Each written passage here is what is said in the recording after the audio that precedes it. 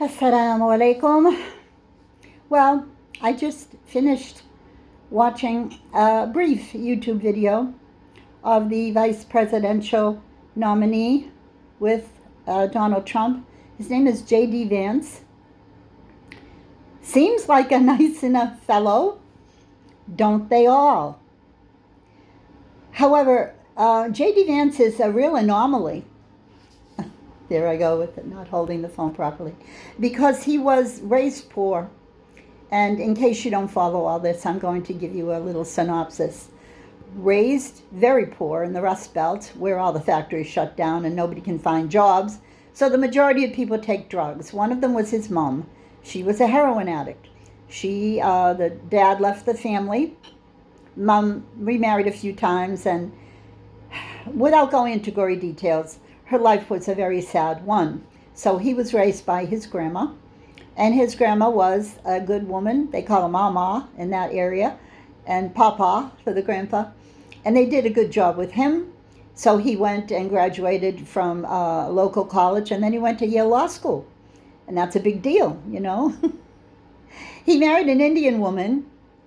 Coincidentally, Vivek Ramaswamy is also a graduate of Yale Law School, and he's Indian, Hindu Indian, and J.D. Vance's wife is Hindu Indian, and he named his 3 children Hindu names. All of that aside, this is America. Religion is not supposed to matter, or is it? Is it promoted, or is it allowed? Let's think about all these things as I read you my reply to J.D. Vance's brief YouTube video. Really, I'm holding the phone in my left hand, holding my other phone in my right hand, so I can read you my comment. Is he allowed to proclaim and extol Christianity in his video? Well, why not? Could I proclaim and extol my Islam if I were running for any public office? Well, if Allah allows it. I would, but of course I never would run for public office. But let's get down to brass tacks, as my mom used to say. Why do I keep saying all of these old adages? Probably because in 2 more months I'll be 77. This is like a crash course on ancient idiomatic expressions for anyone who cares. All right, here we are. This is my reply to the J.D. Vance post. Too many beliefs are affected by Hollywood. Stick to the basics. This is because he was referring to some movie. Allah can do all things, anywhere, anytime, for anyone, no matter what they proclaim. He knows the secrets in the heart. When you call on Jesus to help you, he's a prophet, which is why you then said God. Call on one alone, whose name is Allah. Search about Islam. You don't need to be confused by the Jesus, God issue. Now, let's pause here. Do names have meanings? Are there any names in any languages that are more legitimate than others? We are in a quandary now. Shall we call upon the Christian God, whose name is God? However, we often neglect referencing him because the focus is on Jesus. And I think I mentioned to you once, in one of my videos, I'm sure I did, when I was in elementary school, I was about 9, and I raised my hand and I asked the nun, why do you always talk about Jesus and you never talk about the big Father who never comes down, who really is in control? That nun literally exploded on me and said, "Oh, ye of little faith. Mary Diane, sit down. Be quiet." Yeah, can you imagine telling me to be quiet? Well, I was scared because I was a little child, 9 years old. So at supper time that evening, we all sat around the table like people used to do. And I said to my dad, "Dad, Do you know what the nun said to me today? She went really crazy. She got so angry when I asked her why no one really cares about God the Father in heaven. I used the only words I knew. And they focused on Jesus, who was crucified and is in a very weak position, in my opinion, to do anything, hanging there all bloody with a crown of thorns on his head. And my dad just felt silent. And he didn't say a word. And I was astounded because my dad was more or less the fountain of wisdom in our house, definitely not my mom. And I respected my dad a lot because he prayed morning, kneeling by his bed, and evening before he went to sleep, kneeling by his bed because he was a staunch Catholic. But that stuck in my mind as a child. I couldn't understand why someone that you're supposed to worship would have two different names. And one of them, the one that was the big deal in our little lives, they kept saying, the phrase was, oh, there's that phone again. The phrase was, he was crucified on the cross. He died for your sins. He will rise again on the third day. Okay, why is that supposed to be better than the God up above, the one who doesn't have to come down and get crucified? And number one, isn't he mean to do that to his only begotten son? That's what they used to call him, his only begotten son. And when we would try to understand the word begotten, and as we get older, it was like, oh, was he doing things with some woman? Because, I don't know. Well, it was all so very confusing.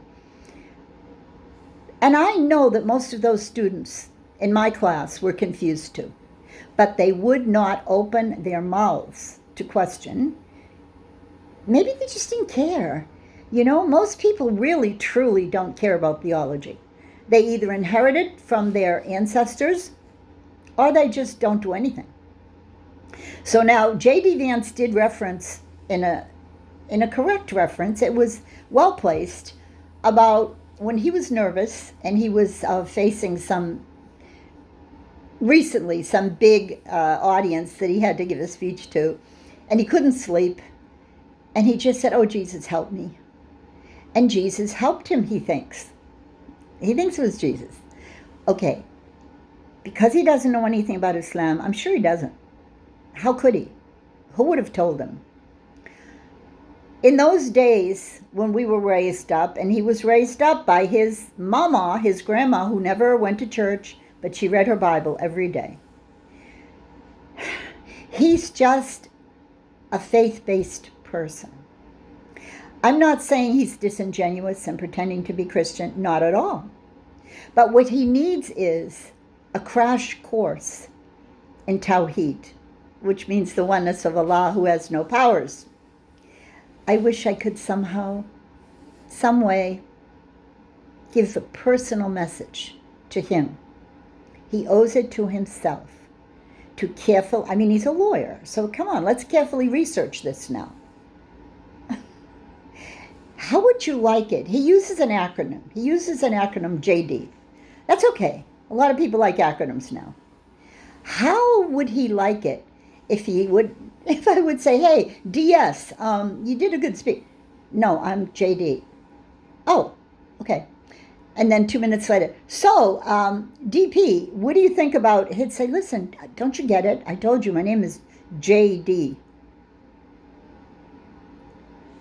Is it JD? Now I'm forgetting myself. Let's look back. I hate people who use acronyms anyway. It doesn't matter. Or does it? See, now I'm starting to be like him. J.D.Vance. JD. JD. Or is it DS? I said BP. Is it okay if I don't call you by your real name? Could you excuse that? Would it be that I'm just not focused? I mean, there's so much stress, so much going on now. You'll pardon me, please pardon me, JD. Or you might say, either the woman is stupid or she doesn't like me, so she's disrespecting me. You know, like BBC disrespects the Arabs when they call it Iraq. They know it's Iraq. They know it's the opposite. It's not Iraq. it's Iraq. They know when they disrespect Arabic because it's an ongoing thing. They do it deliberately. Who was that leader? It was one of the leaders of the Arabs. I'm trying to think now. Saddam Hussein. They would call him Saddam Hussein. When it's Saddam, well, they don't want to say Saddam. They would have many coaches for other reasons, but not that reason. Now,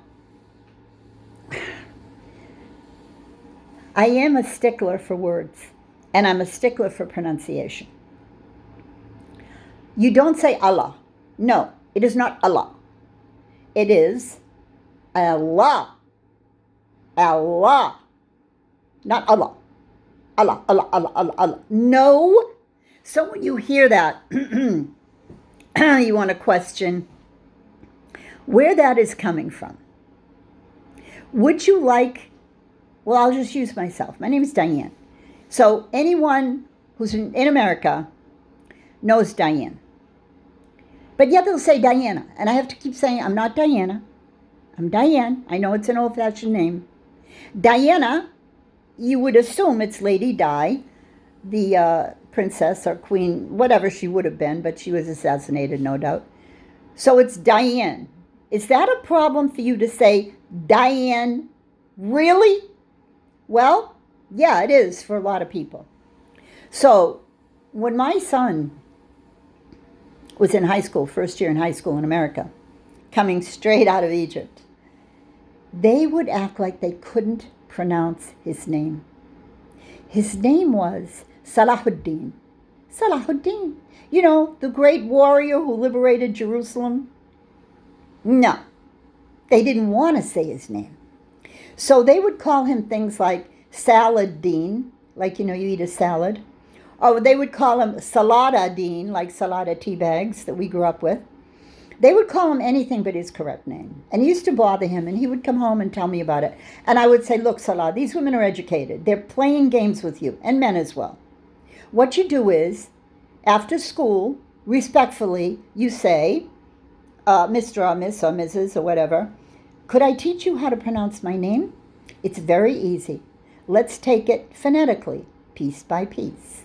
Say, sa. It really is saw, because it's a sod, but we don't want to be too difficult in the beginning. So just say, sa, la, ha, deen. Now put it all together. Salahuddin. He said, Mom, I tried that. They can't. I said, no, they can, but they won't. He said, Mom, it's only a name. I don't care. You shouldn't care. Now you see, that is his mindset, which is not my mindset. Well, when I went up to visit that particular teacher on Parents' Night, oh my goodness, was I shocked when she had the lowest cut t-shirt, well, what do they call it when they're, think of Arabic, they call it hamalat, but in English, it's the kind of wife-beater t-shirt that has no sleeves. So she's wearing this with her chest exposed. English teacher. Of course, it would be the English teacher, right? And I had to literally sit there and look at her. And I actually had to pretend that everything was okay. I wanted really, really to get up and leave. First of all, my son doesn't need an English teacher, okay? They didn't like that either. They didn't like that this Egyptian-born young man knew English better than they did because he was born and raised with me. Okay, he was born and raised in Egypt till he was almost 15, but he'd spent 4 months every year in America with me. So, you see, we're facing a lot of issues here, and various and sundry opinions. And alhamdulillah, because this is America. It's freedom, right? Okay, so why don't you choose an issue? Think of the children dying over in Palestine, and be thankful for what you have, and choose one issue that is closest to your heart and defend it. I don't care what it is. If you want to defend Christianity on my channel, go for it. No problem. Freedom. And I'll defend the Arabic language most of all because it's mostly neglected by everyone. And as far as Tawheed, the oneness of Allah, of course I'll reference that because that's the basics. It's like when you say America, the basis is freedom of speech, freedom of assembly. But you better start assembling because this is going to be the most controversial election we've ever had. And in the times that we're living in, the confusion and the call it psyops or whatever, misspeak, whatever you want to call it, will be increasing daily. So take one issue, just choose one from the many that you're thinking about, and go for it. Spend a few minutes on your YouTube video channel, and if you don't have one, make one. Because now is not the time to remain silent. Although we do have a hadith of Prophet Muhammad which says, قُلُ الْخَيْرَ أَوْ لَا يَصْمُتْ. Speak good or be quiet. My mom would say, if you can't say something nice, don't say anything at all. Well, I can't think of anything nicer to say than La ilaha illallah. Assalamu alaikum.